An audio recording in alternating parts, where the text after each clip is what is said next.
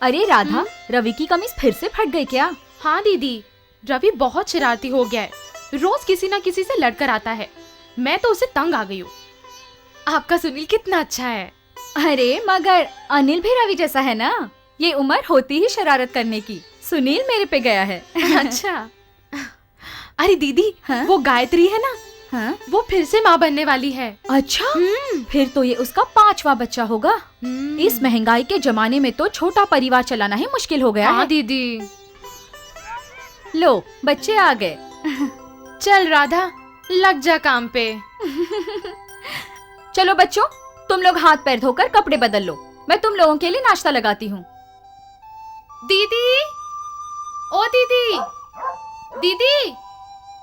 आई राधा। दीदी, थोड़ी सी चीनी मिलेगी? हाँ, मैं आज ना करेले की सब्जी बना रही हूँ। सुनील को बहुत पसंद है ना, मैं रानी के हाथ भिजवा दूंगी। ठीक है। अच्छा हाँ सुन, आज अपने को दुर्गा के यहाँ जाना है। याद है ना? खाना खाते ही निकल चलेंगे। अच्छा दीदी।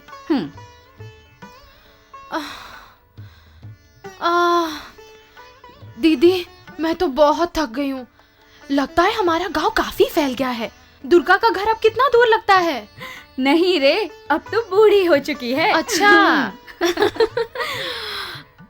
अरे हाँ दीदी, वो मंगला है ना, उसकी बेटी का रिश्ता तय हो गया है। हाँ, दुर्गा बता रही थी। ये तो बहुत ही अच्छा हुआ। तू बता। दीदी, मैं वो गंगाराम के बारे में कुछ कहना चाह रही थी। मैं भी तो उसी के बारे में बताने जा रही थी। दुर्गा बता रही थी कि वो इंजीनियर हो गया है और उसे शहर में अच्छी नौकरी भी मिल गई है। हाँ दीदी, मुझे तो सचमुच इतना अचरज होता है कि कमला काकी और उसके परिवार वालों ने ये सब कुछ कैसे संभाल लिया, जबकि गंगाराम के पिता तो आपके पति और मेरे पति जैसे छोटे किसान ही है। दुर्गा बता रही थी कि उन्होंने कोई बीमा करवाया है और उसी बीमा ने उनकी मदद की है। बीमा? ये क्या है? अब ज्यादा तो मैं नहीं जानती, लेकिन दुर्गा कह रही थी कि संचालक के पास सारे विवरण मौजूद हैं। मैं आज ही सुनील के पिताजी से कहूंगी कि वो संचालक के पास जाए, उनसे बात करें और सारे विवरण जान ले। आखिर हमारे भी बच्चे हैं, उन्हें भी अच्छी शिक्षा प्राप्त करनी है। इसलिए हमें भी जरूर कुछ करना चाहिए। हाँ। एक रोटी और दूं? नहीं, अब नहीं। आज हम दुर्गा के घर होकर आए। कमला काकी के बेटे को देखा, इंजीनियर बन गया है और सुना है कि शहर में अच्छी नौकरी भी हासिल कर ली है। सुना है ये सब कुछ बीमा की वजह से हुआ है। बीमा? जी हाँ, हमारे गांव के ई चौपाल के संचालक से हमें इसकी सारी जानकारी मिल सकती है।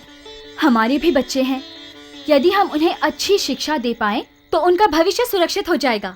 सुनो जी, क्यों ना हम संचालक जी को यहाँ बुला लें और उनसे सारी जानकारी प्राप्त कर लें। ठीक है, बुला लाऊंगा। बस अरे संचालक जी। कौन है भाई? हाँ, कैसे हो गोपाल? ठीक हूँ संचालक जी। अब मैं आपसे एक निवेदन करने आया था। बोलो। मैंने सुना है कि आपको बीमा की सारी जानकारी है। हाँ, क्या मालूम करना है? तो क्या आप एक बार हमारे यहाँ आ पाएंगे? जरूर। मैंने राधा और उसके पति मोती को भी बुलाया है। तो ठीक है, आज शाम को मैं आपके घर अवश्य आ जाऊंगा। ठीक है संचालक जी, नमस्ते। अरे संचालक महोदय, नमस्कार। आइए, हाँ, बैठिए। आ जाओ। और भाई कैसे हो? हाँ ठीक हूँ। देखो भाई, शायद ही कोई ऐसे माँ बाप हो जो अपने बच्चों से प्यार ना करते हों। सभी की मनोकामना होती है कि उनके बच्चों को अच्छी से अच्छी नौकरी मिले। जी। लेकिन ये तभी संभव है जब उनके बच्चों को अच्छी से अच्छी शिक्षा मिले। जी जी। है? और आप लोग तो जानते ही हैं कि आजकल अच्छी शिक्षा मिलना कितना महंगा हो गया है। बिल्कुल बिल्कुल। इस समस्या का एक हल है, वो है बीमा योजना, यानी बच्चों की बीमा पॉलिसी। और बच्चों की बीमा पॉलिसी 2 प्रकार की होती है। अब देखो गोपाल, तुम्हारा बेटा सुनील पढ़ने में काफी रुचि रखता है और ये तो काफी होशियार भी है। अगर तुम इसके नाम से पॉलिसी निकलवाते हो तो इसके 18 वर्ष के हो जाने के बाद कोई प्रीमियम का भुगतान तुम्हें नहीं करना होगा, क्योंकि बीमित व्यक्ति के 18 वर्ष की आयु के हो जाने के बाद बीमा युक्त पॉलिसी बीमित व्यक्ति के नाम हो जाती है और फिर कोई प्रीमियम लागू नहीं होता। संचालक जी, इसका मतलब क्या हुआ? इसका मतलब यह हुआ कि यह योजना न केवल बीमित व्यक्ति को सुरक्षा प्रदान करती है, वरन बीमा धन का भुगतान व्यक्ति के 18, 20, 22 या 24 वर्ष के हो जाने के बाद किश्तों में भुगतान करती है। और किश्तों में भुगतान करने के फायदे हैं भाई। सुनील जब 18 या 20 साल का हो जाएगा तो तुम्हें बीमा धन का 20% मिलेगा, जो तुम शायद उसकी कॉलेज की पढ़ाई पर खर्च कर सकते हो। जब सुनील 22 या 24 वर्ष का हो जाएगा तो तुम्हें बीमा धन का 30% अदा किया जाएगा, जो शायद तुम उसके व्यापार या विवाह में लगा सकते हो। याद रहे, इस योजना के अंतर्गत जोखिम 7 वर्ष की आयु हो जाने के बाद या बीमा करवाने के 2 वर्ष बाद, जो भी बाद में हो, तभी से लागू होगा। ये बीमा पॉलिसी किस उम्र से शुरू कर सकते हैं? ये बीमा पॉलिसी 0 से 12 वर्ष तक कभी भी शुरू कर सकते हैं।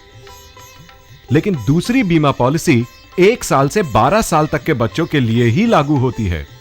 पॉलिसी आरंभ करने के 2 वर्ष बाद या 7 वर्ष, जो भी पॉलिसी के जन्म दिवस पर, तभी से जोखिम लागू होगा।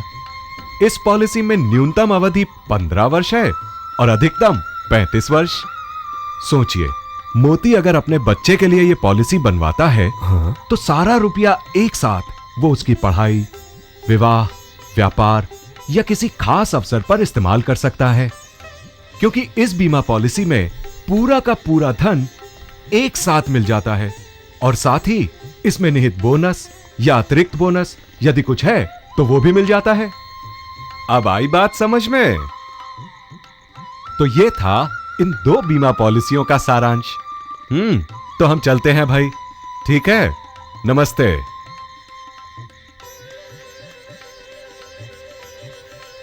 धन्यवाद संचालक जी, आपने हमारी आंखें खोल दी। हम आपसे वादा करते हैं कि हम अपने बच्चों का भविष्य सुरक्षित कराने के लिए उनके लिए बीमा जरूर करवाएंगे। ठीक है। अच्छा जी, नमस्ते। आज ही अपने निकटतम आईटीसी के ई चौपाल के संचालक से संपर्क करें।